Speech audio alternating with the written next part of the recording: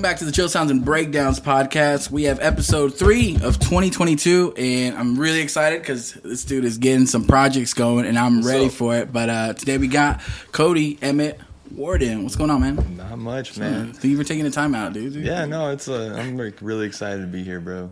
Just needing like a chance to talk about the band. I feel like I haven't really got to speak about it like on camera or anything. So. Yeah, that's the thing that like I like that this kind of like allows bands to do that. You know what I mean? Because there's not a lot like at a local level for you to like to go Google and be like, oh, like what are they up to, this and that kind of thing.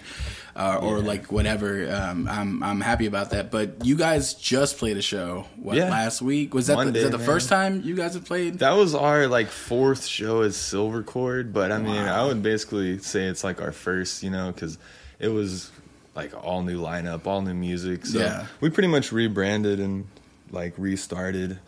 There was a time where I was kind of uncertain about Silvercord, like after our Flora EP. Because we lost like 3 members. It was just me and TJ at the moment. So, and just honestly, just kind of one of those things. Like I wasn't even like trying at the moment to make it happen. I just started talking to like our friend John, and he was like, "Oh yeah, I'm a drummer."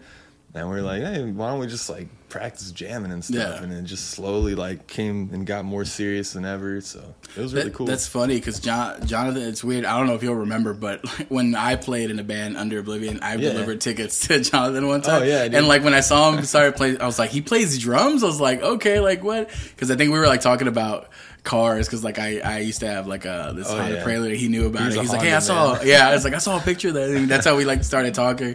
But then I saw him pop up and Silvercord. I was like, that's so fun, cool. I didn't know you guys lost 3 members like out of the first iteration. It was just like one of those things where we had Bryce at first and he just took off, man. Like as much as I wanted him to be in the band, like I completely understood at the time. He was like touring with the Faceless, and now he's in Shadow of Intent. So like, dude, he's definitely more in his element with those bands. And I mean, after that, like we were really slow, and then some of our members left and kind of formed like a new band. So it is what it is. Really? They're doing good. I wish just like local. We're just local bands. You know how local bands are. It's not like. But Jonathan, he's cool, dude. I'm really excited he's in the band, and he has like that was his 2nd show ever. So he's like the least seasoned of us all, and he did really good, man. He's improved like a lot just skill wise since joining even. So like I just feel like he's just keeps getting better and better. That's I mean what you need. You just need to find someone who's willing to like, hey, like I'm gonna work on getting better, you know what I mean? Work with the band and progress with it. But that's cool. So because that's what I was wondering, because when the Flora like EP came out, I was like, this is so good. And then like all of a sudden I think you guys like stopped being like as active, but I didn't know like the member changes are going.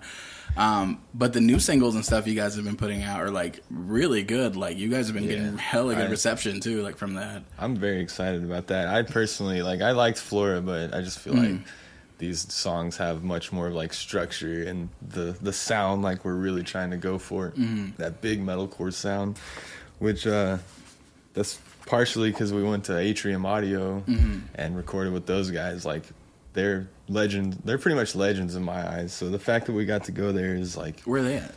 They're up in they're in Pennsylvania. Oh shit. I'm trying to think. Right now they're building a brand new studio. It's called like Rocklitits, I believe. Unfortunately, we were in like a temporary COVID studio at the time, but gotcha. It was still like all the same equipment and everything. Crazy experience. You see how the mind and people behind it. You know what I mean? Like exactly. I mean, we were there like right after Era just recorded that self-titled full length. So like we were there like the next band basically. And we actually recorded that EP like with the same exact guitar Era did their self-titled. What the hell? That's crazy. Yeah, it's pretty crazy. That's awesome. Like, it was like an Evertune, really nice guitar, and it was just like, why not? It's already here. Yeah, it stays in tune, so it's easier to record with. So that's just like a cool little Easter egg about the EP. And that's probably like one of the people that I would say like you guys actually like draw like towards me. Like whenever I listen to them, like that's where I would put you. Like if I was making a playlist, like I would add your stuff to like the same playlist. Yeah, we get that a lot. Which is cool. Like I mean, because it doesn't sound like you guys are trying to sound like them. It just sounds like Oh, you're in the same like realm of like type of music. Exactly. I think you guys like find your own lane, and like seeing you guys play live was really, really cool. Like I know like audio issues or whatever like initially, but I like how like literally it was just like fuck, we got to roll with it. You know what I mean? Which is the attitude you have to take. It was a weird setup. Yeah, we didn't really have like the proper sound check, and we should have definitely taken more time to do that because that was like our first time running that setup live for sure. So. But, we're doing our EP release show there again. Okay. We plan on basically just, like, going before and, dialing in. Taking, like, a long time to get our sound on point because can't be having that happen at our headlining EP release. Yeah, not when you're headlining. But that's the kind of cool thing, like, when you are headlining, like, is that you get your way on, like, shit like that. It's like, no, I want all my stuff to be set up already. Like, I remember when we did our EP release, we ended up doing it at, what's that place? The Rail Club. Yeah. And then we that's what we did. Like all of our stuff was like set up and like all the tracks, everything we were supposed to play. Like so it was like okay, we just go up and we were okay. Nothing's gonna mess up because we've run into that so many times. Like that's why like when it's like I saw you guys up there, I'm like, yeah, man, that happens. Like we used to when we started messing with we used to have lights like just like stand up the light bars that we used to program. Yeah. When they worked. They look so cool, like, but every time either like the lights wouldn't work or like the tracks wouldn't work, and we didn't have we didn't have a separate person like to deal with that. It actually was DJ Daniel like who was in charge of that, and then he would always like look super stressed when something wasn't working. I was just like, fuck it, let's go, like we have to play, like you can't like be messing with this like too long, but I'm glad you guys are playing again. Yeah, that release show. How long have you guys been working on that? Like. Is it an EP or an album? It's just an EP right now. We recorded it actually a while back in 2020, but just with COVID, man, like we wanted to. It's like basically it's not cheap being in a band, Yeah. And with COVID setbacks and everything, there's been like multiple things that went wrong. We're just like like member issues too. Hey, what you doing, Zenny? Yeah, what do you have to say? He wants to get interviewed too. I've already interviewed you. Okay. But during COVID I feel like it was kind of hard to release because you couldn't really take advantage of your release, you know what I mean? Like, if you release music, like I can't play shows, I can't like go and this and that, it's all online, which a lot of people did, but I don't know if it's the same for you, but like for me when I was like playing band, I was like I need to play like live, like I can't just like do it recorded and stuff like that. It's nice, like it's cool because you have it recorded, but like being able to actually get out and play for like different people, a whole nother. Yeah, it's a whole different thing. That's like what it all leads up to, the performance part, getting to perform your music, So I'm really excited for the EP release. Like, I appreciate all those bands for letting us pretend like we're cool and like letting us headline. And don't talk yourself down. You guys are kidding. Like freaking cool. Like you guys are so. But you guys like what's here? So your lineup is we got Zettabyte, Spineless, Light the Fire, Aesop, Dispositions, and then us. So it's cool, man. Cool. We had a few. Good lineup. Yeah, it's like the first show that I felt like I organized, and I'm like everyone was super cool about it, So I'm feeling like really welcomed, So I feel like that's a good sign, like for you guys, like it's like okay, when these bands are. Hey, do you want to play, like, where are you releasing our EP? Would you play on the shows? Like, yes. Like, you're getting yeses, like, from all these people. And it's like, for sure, man. Like you're saying, it's a good reception. It's a good showing of, like, what your band has been putting out. It's like, oh, okay, dude, people, like, dig it. You know what I mean? Like, it's one thing to be working your ass off for, like, over a year, There's been so many, like, agonizing moments where I'm, like, broke as hell, like, why do I even, like, do this, Like, it's just, like, a local band. I'm putting so much into it, but... Like, we signed with Famine Records. Really? I didn't really know what to expect from that, because it's, like, all new to me. But, like, just releasing our newest song, our last song, Glider, on them, we were working with, like, 200 monthly listeners. And now we have, like, almost 6,000 in, like, 1 month. Wow. That's, like, crazy growth in 1 month. Yeah. We had been trying, like, super hard on our own for over 6 months since... Fading Form released back in May or whatever, so it was just like, okay, now we're seeing some real results. This feels good, like yes, it was worth it, so that's cool. So it's called Famine Records? Famine Records, yeah, they're definitely like a smaller label, but they've been around for a minute, man. Like back in the day, like 2012, they had some like the After Image That's the Brand of Sacrifice. Oh my God, I love Kyle's old band. Yeah, dude. They started on Famine too, and they were like, back then they were like one of my favorites. So that made Famine like a big deal to me. So it's pretty cool to like be working with them finally. You're sharing some of like the same like sharing with After Image, playing the era just in the studio where you guys went. So it's kind of cool. You're like surrounding yourself in the realm of like like where these bands and places that you like are a fan of, and it's like, oh, I like what they're doing, I want to do. But what you were saying, like, people have a lot of that moment, you know what I mean? Like, why am I spending like so much money? Like it's low, but like for sure. It sucks, but you have to. You know what I mean? Like, you have to. Once you, like, believe in it, once you love doing it, it's like, okay, well, what else am I going to do? Like, it's all worth it, It's exactly. You know what I mean? Whatever comes out of it, like, it's always worth it if that's what you feel like doing. Like, if that's what you're doing, when you're playing up there, if that makes you feel, like, good for, like, the moment that you're up there, you know what I mean? Like, that's what, like, I think I've had those where, like, I would play and be like, you know what?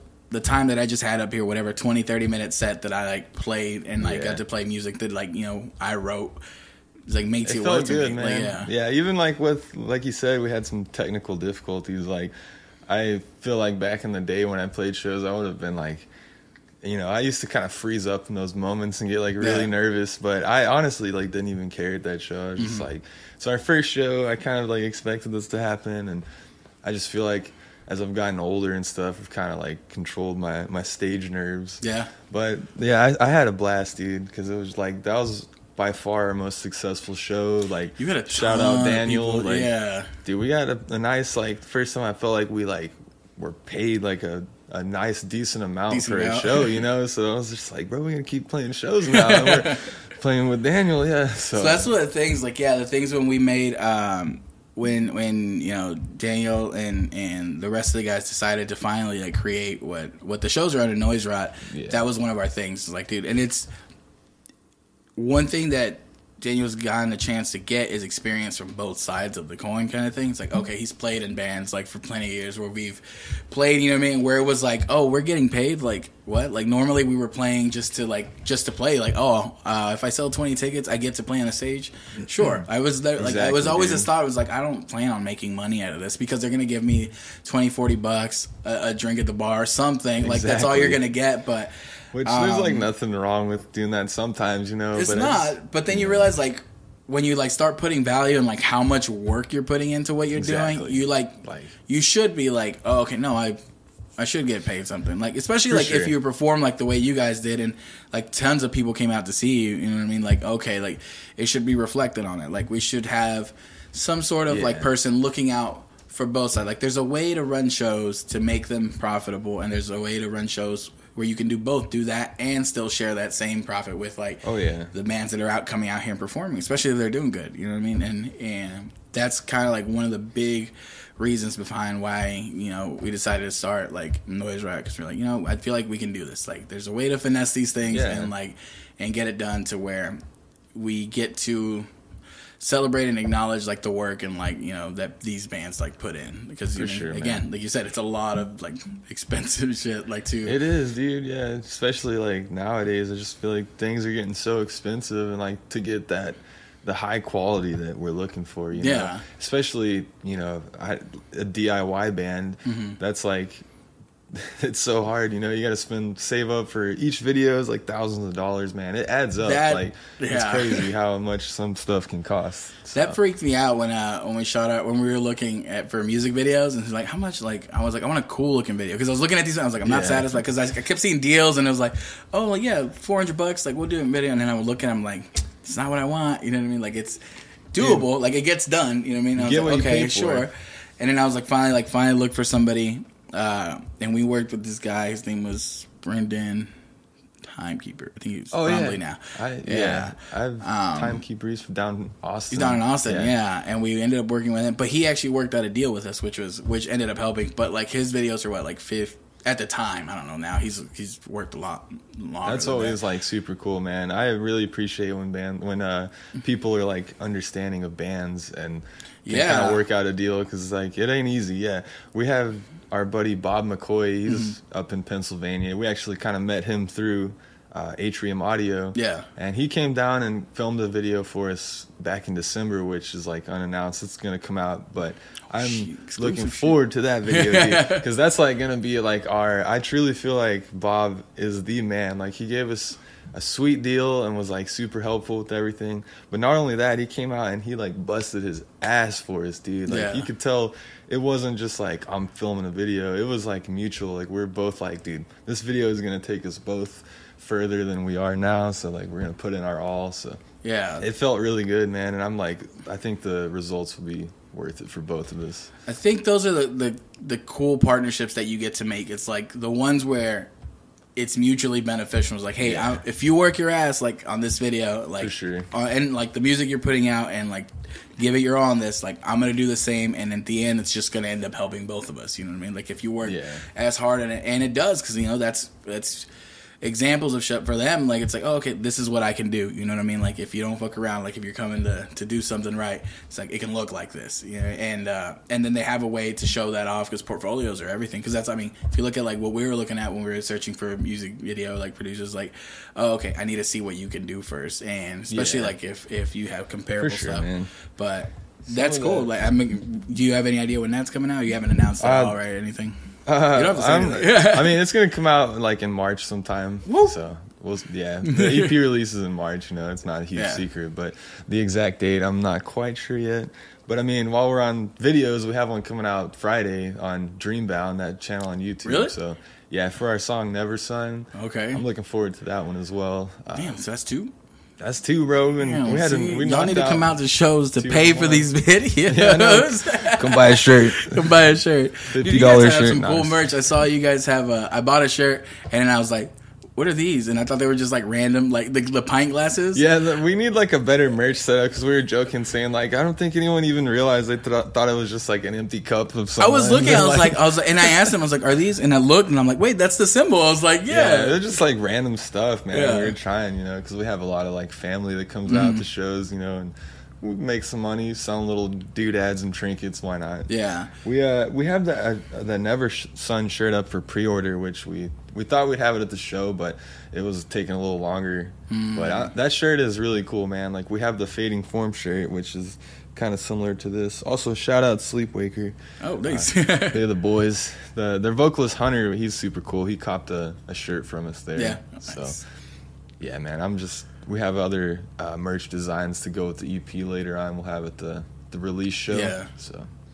That's good. But see, like, I just keep, like, everything you're mentioning, I was like, yeah, that's everything you have to look into. Merch designs, like, all that stuff. The merch game is big nowadays, man. That's where you make most of your money, to be honest with you. And I don't know if a lot... And I feel like I didn't completely understand the merch game for a long time.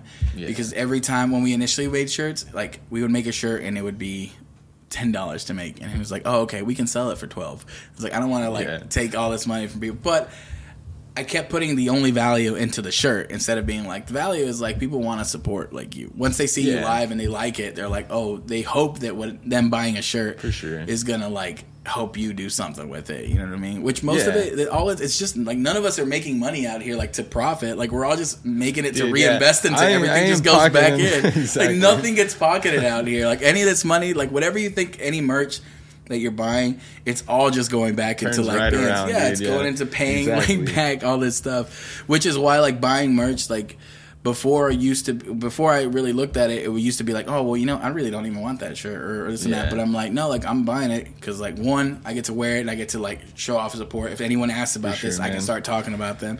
I go, but if not, I know whatever I paid for this, it's just going to either pay for some new project that they're working on, or it's going to go to pay something that they've already like made and they're just trying to pay it back. You know what I mean? Like for sure, man. And I think most people, luckily, this scene over the years I've fallen in love with, because I feel like whoever comes out like is really like coming out to support like people. I've met so many like cool people. That show, like that's the show you guys played, kind of show that like I was like, man, I know like almost everybody in here, kind of thing. Dude, that felt really good, man. I got to see some people I haven't seen in like years, you know. So that's like another thing that I love being in a band for, is like just gives people a reason to come see you and stuff, you know? Like, well, yeah, I didn't realize that, but like when like COVID and everything hit, I'm like, whoa, I really only was seeing people at like shows. Dude, and then, right? And I'm like, a certain like a friend group was like, I'm only seeing them every time we go to shows. And it was okay. I didn't have to make extra time to see them because we were meeting each other at shows like every other week or whatever, and we were like running into the same circles and hanging out. That was our hangout. Dude. And then when that hit, I missed that. Yeah, when COVID hit, I was just like, dude, I haven't seen these people in forever. It was all like online stuff, and it was so good to like when finally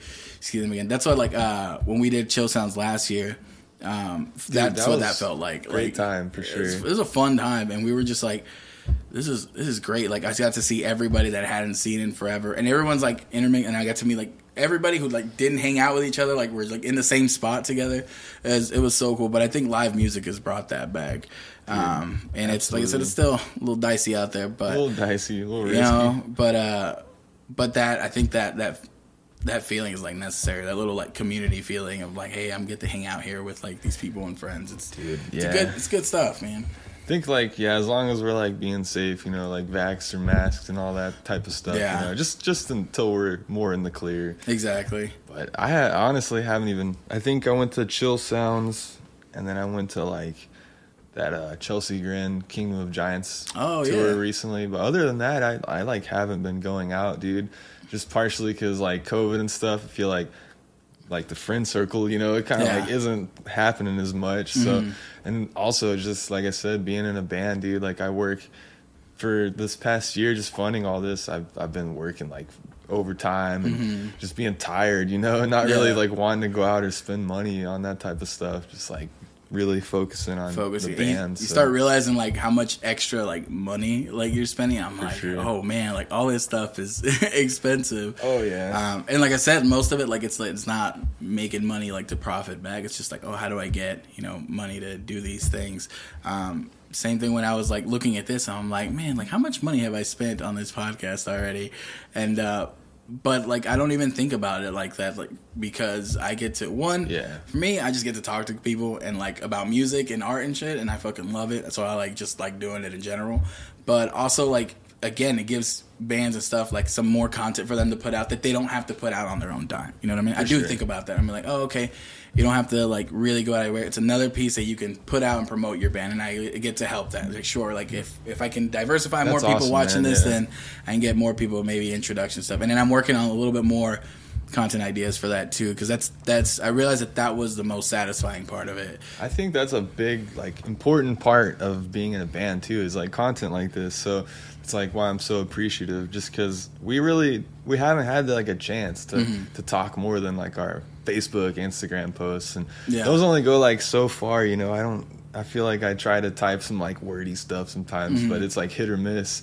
And like at one point we hired a PR guy, and he got us a write-up on Static Magazine, or wait, no, what was it? New Noise Magazine. Yeah. Sorry, yeah. It was one of those online magazines that no one reads. But yeah, anyways, it was like, you know, he had me like send this like write-up thing to him, like a band bio, and I send it over, and like we pay this guy money, and we get the write-up, and it was honestly just like word for word like what I had wrote, and I don't know. I just felt like that was like a lack of effort, you know. Kind of like a cheap way to say, hey, I'll get you in here, and then I'll basically put that article is just my band bio I wrote that someone pasted on there. I don't know what I'm writing, so I didn't feel like it sounded that professional, and it was like almost like a waste, you know. But it is what it is. It kind of looked cool for us, but you gotta take it, for what it was. Yeah, just be careful where you like put your money and stuff like that. Like I had.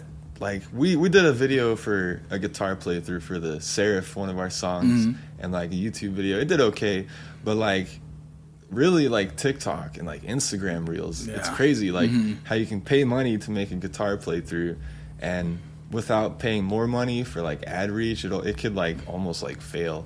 But you can make a riff, like record you playing like one riff on TikTok, and it can get like 10 times the reach of something like that. Yeah, so, like, I mean that's one thing I've noticed off of these. It's like, oh, okay, like the YouTube viewership isn't it, but then I'll like that's why like off of everyone, like one of my new like things for these, which you guys will get access to them, is that I make at least 3 like pieces of content extra for them. So you get the actual video that I usually make like 2 reels, and then I make like one little transcript thing, like awesome. something. And I'm like, for sure, man. I go, and those like I looked, and sometimes I'll look at those, and I'm like, I never looked at the views, and I looked at them the other, and I was like, holy shit, like these are actually like getting like all of them are getting over 1,000 to 2,000 like plays on reel. I'm like, okay, so I need short stuff, but I like the long format of stuff. So I mean, I don't want to like, because you can't just soundbite everything, but I'm like, I can do that for content building, so I can keep posting stuff. I go, but it's a new game, dude. You know what I mean? Exactly. It's so busy. Like it's like crazy. Like it's the first time like I felt like I'm like, man, am I getting old? Because it's like TikTok, you know, it's like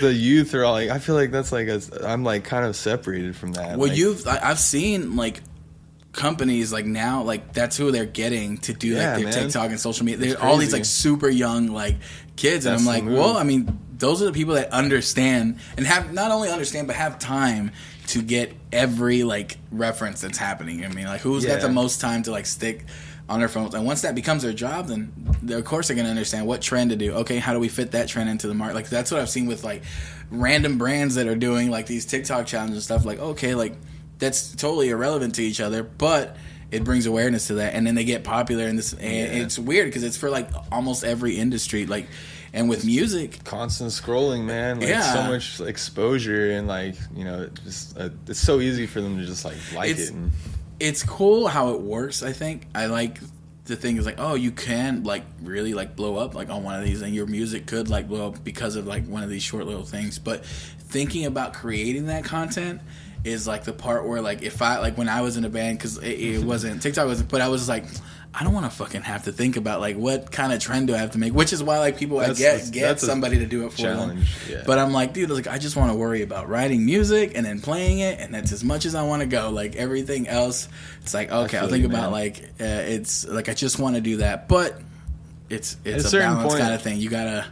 If you want to reap the benefits of that, you also like, okay, I'm going to have to learn how to do this. You know what I mean? Like, sometimes I feel like I just want the music to speak for itself. Like, I don't want to make a silly video to have to get famous or whatever, you know? But, no, it's seriously is like a huge benefit, you know? Like, people like that stuff nowadays. Entertaining, engaging content, reaction, review type stuff, podcasts like this. Yeah. That's like all the rage now, I feel like. If you don't have that, I feel like you're like not gonna get noticed nearly as much. Well, and then that's the thing with like I think with just the generation that's been coming, there's so many people doing every type of like content creating. Yeah. So like how to get through like all that mess. Sometimes you join some of those trends and like okay, you'll get noticed because that's the trend right now.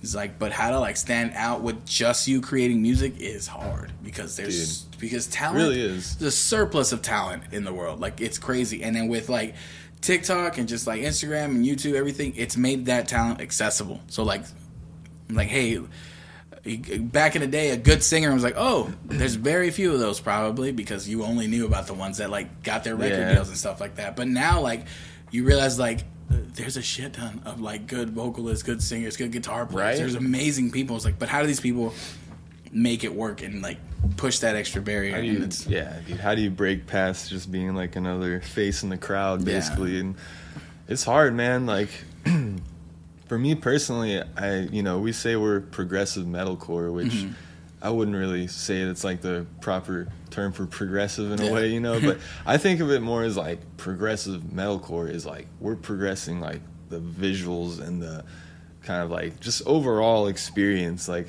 I try to think like for Silvercord, like what am I like really doing and like pushing, and I like to think like it's almost like I'm reaching into the future and like pulling something back that's like from the future, you know, but we are in the future, man. And so that's where it's like the challenge is like, man, everything is pushing the limits nowadays. It's insane, dude. Like some of the videos I see out there, like I don't know if you've heard of like Eminence. They're a metalcore band right now from Europe, and dude, they have like some videos out where it looks like movie, you know, like Hollywood. It's just insane. So then you're like, man, like what am I gotta like do better than that now, you know, that type of feeling. But it is what it is. It's all art, you know. You build. Like I said, those people don't get there. Like they didn't start off and like had that stuff. Yeah, exactly. It just sucks seeing like these finished ass products and being like, fuck, it looks like that's impossible. Like, how do I get there? Like, you have moments, and it's just, who are the people willing to push through that feeling and be like, no, fuck that. Like, I can get there. I can get better than that. Like, and it's not really better, but like, I know I can like look and stuff. I mean, you guys, is it Dakota? Dakota's in your band, right? Someone. Dylan is our bassist. Somebody. Dakota was a member. Dakota Johnson. Did he make your visuals or stuff? Yeah, he ran the visuals. He's drumming for Aesop because So he messaged me. He was like, "Dude, like those are the visuals I made. I wanted a video." But those were fucking cool. Like seeing those. I'm glad that cool. Like Haltom Theater had the setup for that for you guys to like use those in the background, because I thought that was fucking cool. You know, what Dakota's a man. Yeah, if you need live visuals, hit up Organism AV, Dakota Johnson. Yeah. So it is Organism. Yeah, plug him. That was real cool, you know, and he basically just did it for a free ticket guest list spot. So, which pay the man. Yeah, for sure. We've been working with the Stoic Digital for like all of our you know art like direction and stuff. Mm-hmm. So he does a lot of like the whole 3D type look, and that's kind of what I wanted for this release, was that like futuristic 3D look, the kind of like blends like that electronic look with like metalcore. Yeah.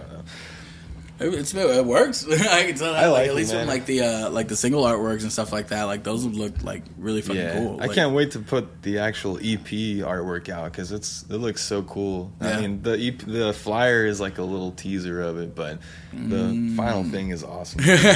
He really went all out on that one. Just keep teasing stuff. Just show one thing. Let me see it after this. Yeah, I'm really excited for our next video, Neversun. I think this song is like.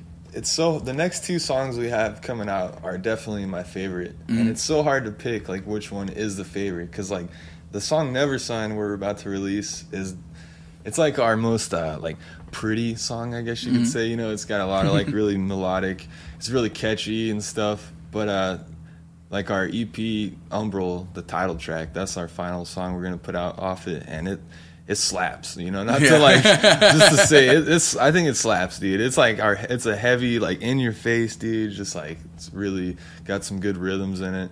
And with the video, I'm so excited to put that out, dude. That's gonna be fucking cool. I'm hype as fuck. I've been hype as fuck for this. Like, dude, I'm been like hearing like the singles. I'm like, this is so good. Like, it's like super good. Dude, and I'm like, that's what I heard when I heard like you guys are like doing like your release show, like with us no less. I was like, I'm fucking pumped. Like, I need to see this. That's why I was like, I need to see. Like, I didn't have too much time that day. Actually, the day you guys played, like, I literally was like, I have time to catch like the locals, which is good, because I only want to see like Silvercord and like back. And so I was super excited to see you guys, because I don't think I had got a chance to see you guys at all yet. What's up, man? So I was like, no, I'm going, and I heard it. I'm like, yeah, this shit's gonna be good. Like, I'm excited as hell. Which I'm glad. If you think that was good, then I can't wait till we like perfect our live show, you know, and like really get it down, because we practice like at home often, but it's kind of different on stage. I feel like just it's getting a everything environment to work properly. And like I said, it's only you guys' fourth show working. Fourth. I mean, first is this lineup, you know, and it's been like there was like a couple of years since our last show. Yeah, so it's basically just starting all over again, I feel like. Pretty much, because you guys have to learn like not only like the stage dynamic, but like each other's like dynamic, like playing with each other. It's this weird like chemistry thing that when it comes to like band members, you have to understand each other, and like your spatial presence, even like that. Like you know, when Daniel and I were in a band, like literally, I think like he used to do these crazy like spins with his bass, and every time like it came to the point where he hit me once in the back of the head, and it was just like, bah, and I'm like, oh my. And I'm like, I really was like, damn, don't do those anymore. But then I would see like them on video. I'm like, no, you have to keep doing those. Those look fucking cool. Yeah. So we like had to learn like each other's like space and when it's happening, when he does that. Yeah. Little things like that, you know what I mean? Like people that kind of like don't think about it, but they're like big deals, because like okay, you can make or break a show. That's kind of how I felt at that show, and like same thing in our videos. Like I thought of it more as like choreographing more than like back in the day, you know, like. I would play in my old band, Akashic record, and I would just like not even think about it. I'd just like go like right up there, just immediately like tire myself out in like 30 seconds and be like, and like struggling the rest of the set. But that's like, yeah, I can't be doing that. You know, you got to know when to throw down, when to keep it. And there's you see people command the stage, even though, because I like that's one of the things that I thought was like I have to go like hard every second of every like part of all these things, like and I would get winded, and I would be like the last part of the show would be like super tired. I'd be like shit, and I'm like, okay, like I can take breaks in the middle of it, or like for a second, like okay, here I don't need to be fucking going crazy, like I can just do my parts and like just bring the intensity or whatever. But you learn how to like do those stuff, but you don't learn those. One, you have to practice. It's weird because like there's like different types of practice. There's practicing for writing new music and just jamming. There's practices for just getting through your music and learning the parts. And then there's practicing like stage presence stuff. Because every time you play the song through while you're practicing, you're not playing it as if you were in a show, but you have to have a practice where you do that. And like, okay, this time we have to make it all the way through and we have to do it like this crowd. And then like we would try to do it to where we'd play it. If we messed up, we would like start the set over, and then we'd be like so freaking tired like by the end of it. But it's like, man, it's gotta be. And then we realized like, no, I mean, if we're playing a show and we mess up, like we're not gonna start over. Like we just have to, keep running. So it was like, you gotta wing it. Like that's all you have to do. For this record, what kind of you're kind of talking about like the future and stuff like that, is that kind of where you reach for like your lyrical content too, or I mean, over? I kind of more so like appearance is like, sound wise. Lyrical content for this one was actually a lot more of like personal type stuff like that, and just trying to write stuff that people can relate to, but also like something that's never been like heard in a way, which is like impossible. But I just try to write in a way that's unique, like metaphors and words that are like original. Like I'm kind of weird about like our song titles. Like I didn't want to like use any songs that were like already song titles, which that's really hard to do. I think some of them are song titles, but for the most part, so there's a conscious effort to be just not like a bunch of like songs that like, because then it's hard. Like I mean, even if you look at like from a practical standpoint, like searchability, like if I look up this song title, like will mine come up, or will like a bunch of the other ones that's come like up, that's kind of my point too, like Fading Form. There's not a song called Fading Form, so if you like search it on Spotify, it's like the one. Cool. I mean, that's kind of pretentious in a way, but no, like I think it's a good like it's a good approach, because it's weird things that again like there's a point where you like don't want to think about it. I just want to name it what I want to name it. For sure. And you're like, okay, but I also like need it to function to my like advantage. Yeah, especially like I said, what we were speaking before, like it's completely saturated. It's like, how do I stand out? Which, like I said, that's a conscious effort for you to stand out. You know what I mean? Like, I want to do something that's different. Not to be. I don't think it's really to be pretentious. I think it's just more like, I want to be unique. I want to show like how unique I feel that this is. Like I said, you approach the record like visually, which is something like I haven't heard of like before. And so that's already something like different that's pushing it like in a different direction. Yeah, like we have like the animated kind of versions for all the single arts. That's like something. Yeah, we posted like, I think Glider was the only one we didn't have animated yet, but like Fading Form, it was like the statue head, and we had like the animated version. It's kind of like rotating. Y'all trying to get into NFTs or what? Dude, I mean, no joke. We've actually like said we should, like we thought about trying that, but I don't know. I haven't really seen a metalcore band do that, so. Exactly. Time, like, it could go either way. It could be like super cool and get us like viral, but at the same time, we could get like a bunch of criticism or something. So we've been like debating it, like the whole digital thing. Our artist Stoic, he does like NFTs already, so definitely an idea. I'm like, I know nothing about him. I'm just like, I forget what it even stands for. Non-fungible token, and I don't know anything that's fungible. I don't know what fungible means. What does that? I've never heard that word. Up until that, it's like non-fungible. I was like, I know token. Fungible. I don't know, man. Funkable. It's like Funko Pops is behind it. No, I think that's a cool concept, though. To be honest, like the whole like that Beeple artist, he like sold like the Beeple's cool card things he had. Oh, the little the NFT and like the actual. That looked really cool. Yeah. So that's like I saw that and I was like, dude, that looks sick. Like, what if we did like the album art kind of like that? And personally, I think that'd be sick. Those would be cool. You make, I mean, literally, because it's a complete. That's I do get that And then there's a thing for it. That people will assign value to. It's like you're the only one that owns this specific thing. You know what I mean? Like exactly. So I mean, dude, talking about it more, it makes me think even more like that'd be kind of cool. So it's cool. Like I said, I was bringing it up as a joke, but really when you think about it, I don't know any other metalcore band that's and eventually somebody is going to do it. Like, why can't you do that? I'm sure there has been like someone, but yeah, if it's not common. Like in the scene, you'd still be somebody pushing for it. Even if you were just thinking about that, like locally here, even as far as like Texas or whatever, you'd probably there's probably people thinking about it, and you have these things that you could like do in NFT form, like already, you know what I mean? And would go along with like a releasing. It's just like kind of lining up. I don't know why I'm trying to push you to do this. I literally don't even understand it. I don't understand it 100%, but I sound like a guy that do. It's like, you got to fucking get into NFTs. I'm gonna do it. Someone's gonna bid like $3 million on it, bro. There you go, dude. And then you never know. Fund the rest of you. There's like two kids out there with a lot of Bitcoin, and they see it and they both want it, and there's just a bidding war. Yeah. It just goes up to like $3 million. You gotta manifest that shit. That's the move. To the moon. Dude. I could use that right now. Might as well try, dude. There you go, dude.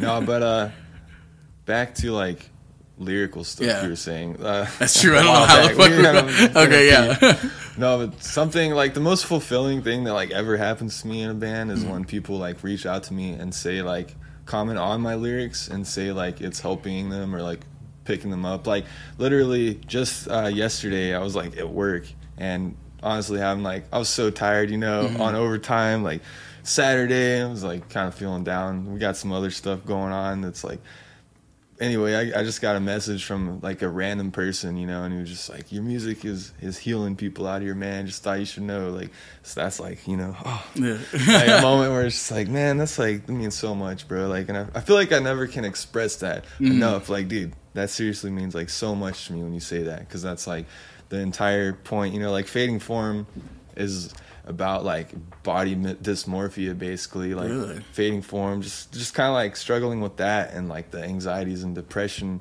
that it can bring, because like that was something I struggle with a lot and still kind of do sometimes, but the whole point of the song is, the chorus is erase the feeling, embrace the healing, which it sounds kind of corny, but we wrote that like in the studio and we're like, dude, that's a good line actually, and just erasing the feeling of like feeling bad about yourself and embrace the healing, just realize like everyone's got a body, everyone has flaws and stuff, so when people reach out and they're like, it's helping me, it feels really good, because like it's also helping me by like relating and having people like tell me that they feel that way. That's one thing about music and art, I think in general, but music especially, that connection that it creates with like so many people. And the thing is that you'll probably happen to a lot of people and you won't. This is a cool, unique kind of instance where you get to hear that person tell you back and be like, hey, this is like, tell me. But there's some that it's probably, you don't even know how like much of that outreach had actually helped other people. Because for sure. I've thought about it in like my own experiences, like when I was going through shit, like what songs made it through me and like got me through these things, or had like lines in it where I was like, this one line like picked me up today, like this is the reason I got up was because like this and that. And I've had them like, and then I thought back because I was thinking about moments like that when I had people be like, hey, like this song, blah blah blah, and I'm like, man, like I haven't talked to those bands ever, you know what I mean? So they don't know like that happened. Dude, exactly. For me. Tell bands how you feel, man. I pretty much guarantee like any band you tell something like that, they will appreciate it, unless they're just like not a cool person. I don't know.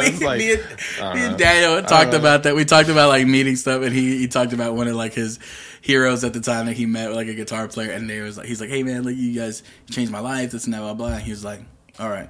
And I was like, yeah, bro. I'm like, you gotta run into those. That happens. I can't ever understand like how people get to that point, people are all different, just I don't know, because I've had some good experiences. I already spoke about, but I've had a good experience with I think John Mess from Dance Gavin Dance, and then I talked about it last time, but actually they just I put up one of the reels we put up was a story about Andrew Wells from Idola, the singer, and like they just recently like messaged me back like because I had tagged him on it, this and that. I'm like, oh cool. I'm like, cool. Dude, we love Idola. He remembered. He's so sweet, but he remembered like me 3 years apart, which was so weird. Dude, and that's crazy. Story.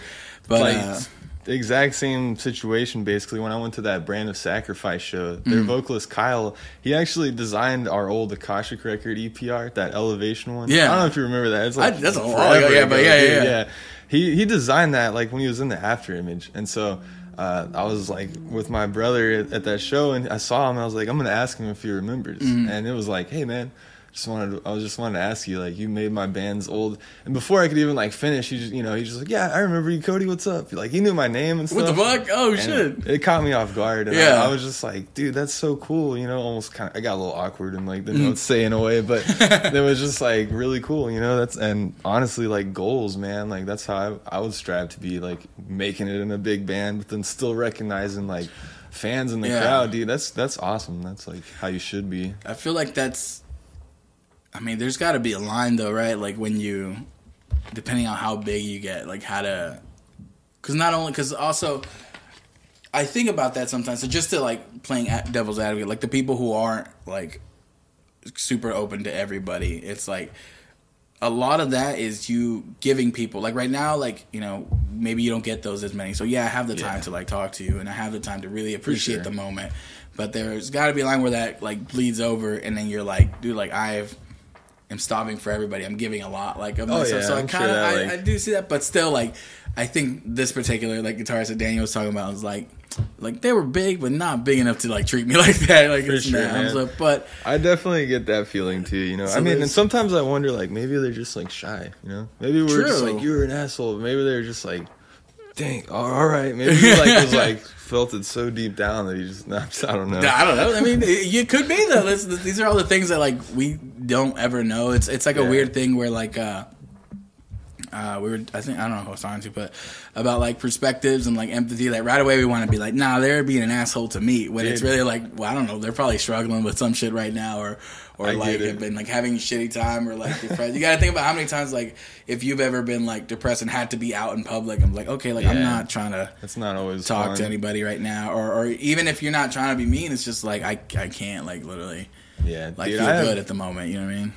I've funny story. I've kind of been that asshole that like one time I was in the airport with a friend. We were in the airport and like CeeLo Green was sat down next to us in this restaurant, and I'm just like, bro, is that CeeLo Green? I'm like pretty certain that's CeeLo Green. I wouldn't even say I'm a CeeLo Green fan, like I swear I can't even name like 3 songs. That song was just out. He was in the scene, that's like the only one, I'm gonna go tell him, tell me to fuck you. Fuck you. That's what he wanted to say to me, dude. Because like it was so funny. Like I've rarely seen celebrities like that. So I see a kid like get up and go take a picture. I'm like, dude, it's CeeLo Green. We gotta get a pic. And I'm just like, I just like get up and go over there. Can I get a pic too? And dude, he could tell he was so annoyed. He just like straight face as can be. He just like stood up for like 2 seconds, and I took a pic, and he just sat back down. And then it was like everyone was started noticing, so he just got up and like left. Oh, and I was shit! Like, oh man, you were the one. He's the last one that drove him away. Yeah, I was just like, man, why? Now I get it. Yeah, no, shouldn't have done that to him. He was just trying to have a meal in peace. Yeah. I mean. But man, I always think about that, like that price of fame. Like it's like you are that person, and then once you are, like it's you kind of don't get rid of that. You know what I mean? Like even if you're out of like the spotlight or whatever, like let's say you're not actively doing anything, people still know you, so people are still like gonna walk up to you and like do this and this. No, dude, it's definitely like pressure, and like that it gets to people a lot. Well, yeah, I noticed that when like they like. I think when people get to that level, like people don't allow people to make mistakes like anymore. Like you can't like do that, and it's got to be so hard, to like what I mean. I think about like all the times that I slip up and fuck up on stuff, and I'm like, dude, I can't. Like if I was famous, like damn, I'd like be done like by now. Like but people like calling out your even like small like whatever you're doing. Like I'm like that's got to be tough to know that. Out in public, like you're, I can't go out looking like shit, like this and that, or I'm gonna pop up. I was like, dude, thankfully I won't be that famous. Who knows, dude? Maybe you'll be paparazzi. Maybe this skyrockets you, right? Then like, NFT sale is gonna get you famous as hell, and people are gonna want to know who you are. We're just gonna go from metalcore to like Hollywood. That's it. Make the transition. Someone's gotta do it. Kid Cudi's doing movies now. I can do it too. Oh yeah, actually no, yeah. He is. You could do it too, man. I think that's the goal, and I'm really excited for like our future right now, just with Famine, and you know, like I said, we just put out one song under them. We got another one about to come out, and I feel like it's like an exponential thing at the moment. Yeah, like we're just gonna keep growing. So I'm really excited, dude. I'm feeling like motivated and ready to go. You're in the right mindset. Like from talking to you, from seeing you like out of the show, I feel like that's kind of what everybody is expecting out of you guys. Like is that's awesome, not to say like that's whatever pressure, but I think you guys are on your way there anyways. You know what I mean? That's what it feels like. Like like seeing really it happen. Like pressure, you know? I feel like excited. You know, it probably feels good because people are on the same like level as you, as being like no, like they're believing in like this shit's just gonna go up. Like there's nowhere to go but up from here because you guys. With everything you got, like just now, everything you just mentioned that like you have in the works coming out ready for this, like you guys are working hard, and on top of that, like your music is good, like you know what I mean, like it's aligning itself to like with what you kind of need to like go up there. So I definitely have manifest high hopes. That. Yeah, take those words to heart because it means a lot. No, believe me. I think you guys are definitely like one of my favorite bands out there right now. So I'm really happy that you made time to come by and to talk, and I'm sure people are gonna appreciate listening to all the stuff you guys have prepared for them. So, man, I'm excited to share this with everyone. Yeah, absolutely. The release show is March 18th. March 18th. Haltom Theater. You got Zettabyte, Spineless, Dispositions, and Aesop and Light the Fire. And Light the Fire. Stacked, man. Yeah. It's a stacked ass show. Yeah, it's gonna be a good show. So find any one of them for tickets or just show up. Have a good time. It's gonna be great. An online link for those tickets to make it even easier. There you go. I'll put it on the link to this bio. No more PayPal sending. So yeah, I mean, dude, it's been awesome. Just don't forget Friday we got that new song Neversun. No, we'll be on top of that.